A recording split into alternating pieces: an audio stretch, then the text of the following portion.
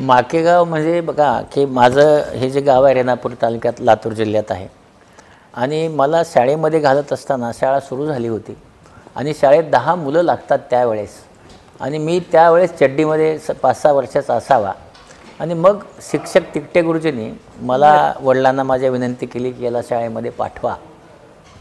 वडील म्हणले शेती कोण करणार आणि मग ते म्हणाले ठीक आहे थोडे दिवस शेती करेल थोडे दिवस शाळेत येईल. असं माझं शाळेत माझी प्रवेश झाला. ज्या दिवशी मी शाळेत गेलो त्या दिवशी 24 जून होता. तर शिक्षकांनी लिहून टाकला 24 जून माझा वाढदिवस. त्या दिवशी त्यांनी माझा वाढदिवस साजरा केला म्हणजे घेतला. तोच माझा वाढदिवस. तिथेच त्याच तारखेला मी रिटायर झालो. तर तिथे मी शिक्षण घेत असताना शेतीच करत होतो. पण त्या काळामध्ये मला कुठलाही दिवा म्हणतो आपण दिवा नव्हता किंवा गोडे तेल किंवा राखेल नसायचं. सूर्यप्रकाशावरच अभ्यास मी करत होतो. म्हणजे सूर्यप्रकाश संपला माझा अभ्यास संपला सकाळी सूर्य उगवला माझा अभ्यास सुरू. असा मी जवळपास 10वी पर्यंत अभ्यास केला. आणि 10वीला मग माझ्या एका मित्राचा कंदील होता. तर त्याच्याकडे फक्त 10वीची परीक्षा आहे म्हणून कंदिलावर अभ्यास केला.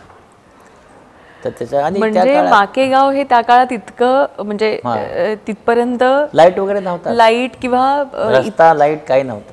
तर त्या भागामध्ये आणि बाकी रविवार असेल त्या दिवशी मजुरी 1 रुपया मिळायचा. बाकीच्या दिवशी मग शाळा बाकी शेती असं करत माकेगावातली 10वी काढली. 10वीला चांगले मार्क पडले आणि म्हणून PUC फर्स्ट इयर होतं तेव्हा. बरं ते परळीला केलं. तिथं पण कमवा शिका योजनेत काम केलं. म्हणजे 50 घागरी पाणी झाडांना घालायचं त्याचे 30 रुपये मिळायचे दिवसाला. तर त्याच्यावर मी शिक्षण केलं माझं. बापरे. आणि मग मी मेडिकलला लागलो. मेडिकलला लागल्यानंतर औरंगाबादला MBBS करत होतो. तिथं मेस सुरू केली. कारण तिथं पण अडचण होती. त्या मेसवर राहत सगळे 7 मुलं एकत्र आम्ही जेवायचो. आणि मग माझा तो तिथला MBBS झालं. आणि 3rd इयरला असताना माझ्याकडे 2 आमदार आले रघुनाथराव मुंडे आणि त्यांच्याबरोबर किशोरराव देशमुख म्हणून. ते म्हणाले की आम्ही तुम्हाला मुलगी द्यायला आलो. म्हणालो माझ्याकडे झोपडी आहे. ते म्हणाले नाही तुमचे सगळे मेमो माझ्याकडे आहेत. 10वीचा आहे PUCचा फर्स्ट इयरचा फर्स्ट MBBS सेकंड MBBS सगळीकडे मेरिट आहे. आम्ही तुमच्याकडे शेती नाही ह्याच्यासाठी नाही आलो आम्ही तुमच्याकडे मेरिट आहे म्हणून मुलगी देतो. क्या बात आहे. आणि मग त्यांनी माझं लग्न वगैरे झालं.